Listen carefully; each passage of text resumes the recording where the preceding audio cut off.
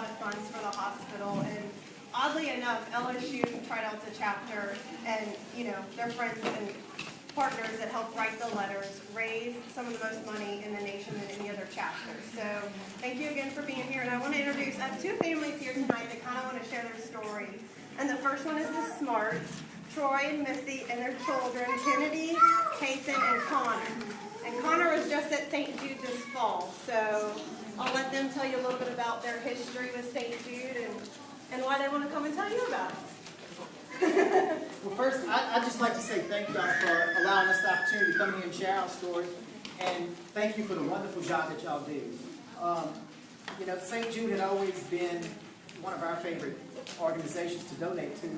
Never ever once dreaming that we would have to ask for a return on our investment. And you never think that's going to happen to you because it always happens to other people. But in September of this past year, Connor was diagnosed with non-Hodgkin's lymphoma. And I remember that morning, it was just, when that doctor told me that, my knees just buckled. I didn't know, I was like, how can this be? And it was a very scary time for us. I'm sure you can just about imagine. But a couple days later, I think September 6th, we left and we went to St. Jude. And when we walked in, we arrived there late on a Sunday night. They immediately started taking care of Connor, running some tests, doing blood work.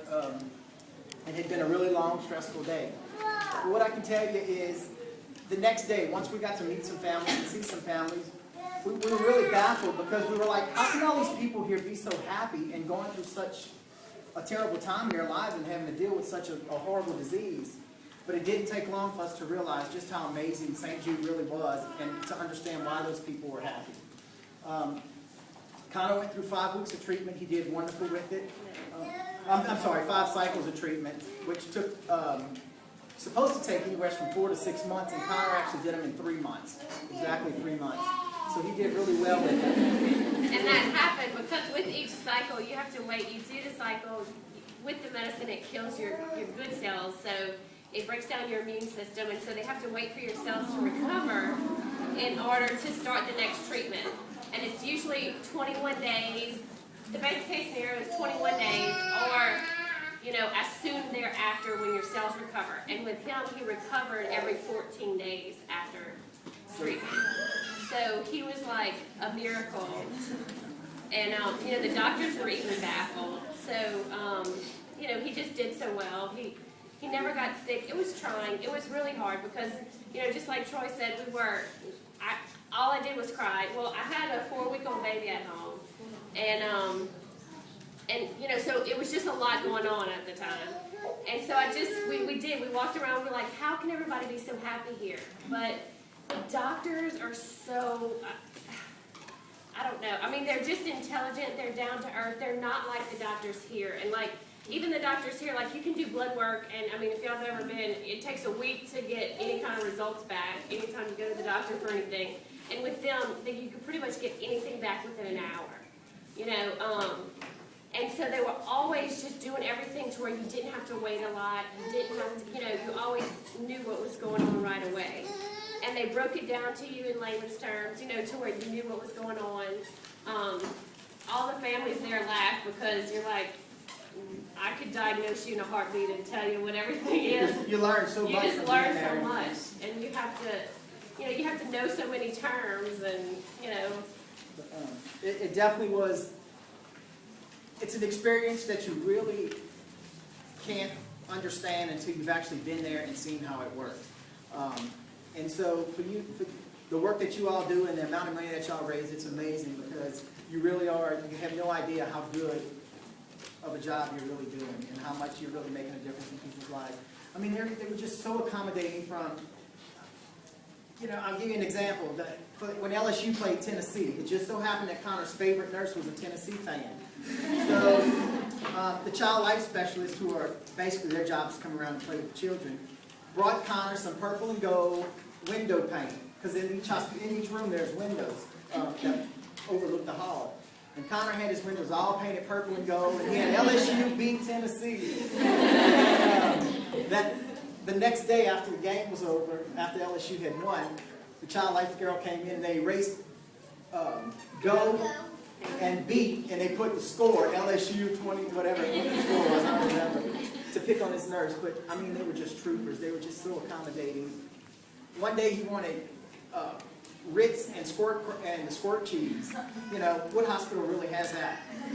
Well, St. Jude, they didn't have it, but they got it for him. It's just little things like that.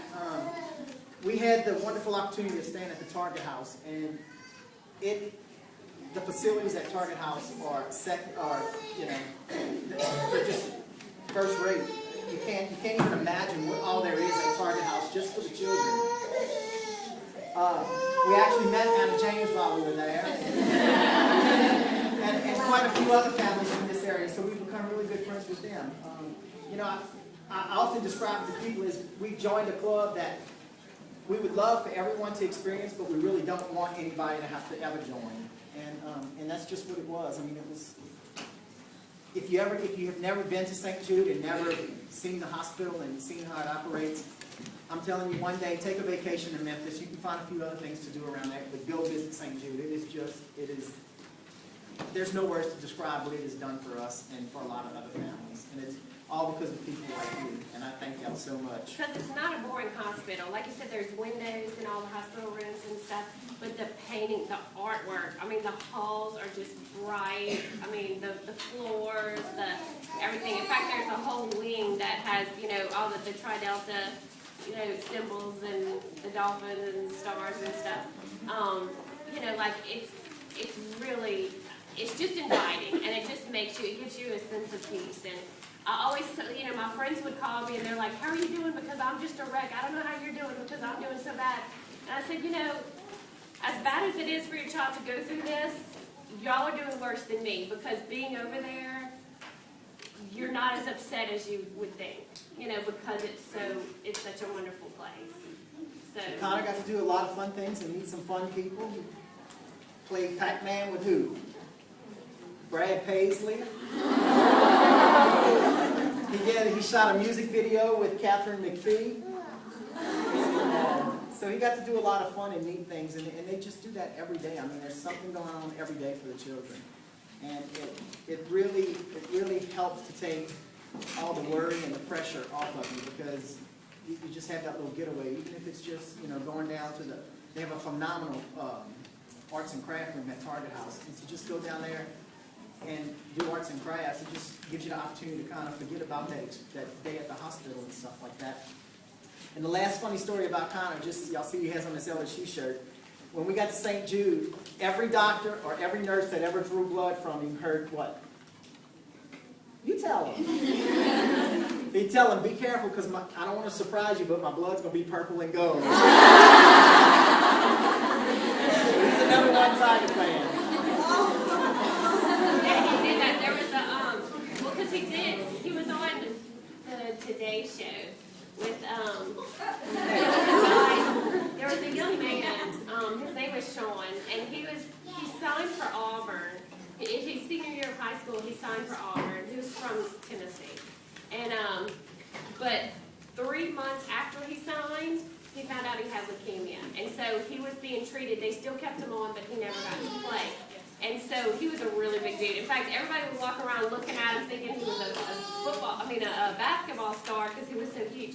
But Connor was not even afraid of his size. He'd walk right up to him, are you sure you don't want to play for LSU? And he asked him that, 5 times, and he would laugh. He'd like, no, man, but I love, you know, even when I can't play, I'm going, even if I have treatment next year, because I think this year, the fall is when they're going to be here, right? Yeah. And he said, I'm going to be on that field because LSU's awesome. So he said to look them up. I know y'all had in the past some pretty aggressive fundraising goals, and as a national organization, y'all met them really quickly. Good luck with the new goal, and be proud of what you're doing, because really, it's you know, I could probably stay here all night and just tell you stories about St. Jude and how wonderful a place it is, but until you really experience it yourself, it's hard to understand. So, but be proud of what you've done, keep doing it, and good luck with your new goals.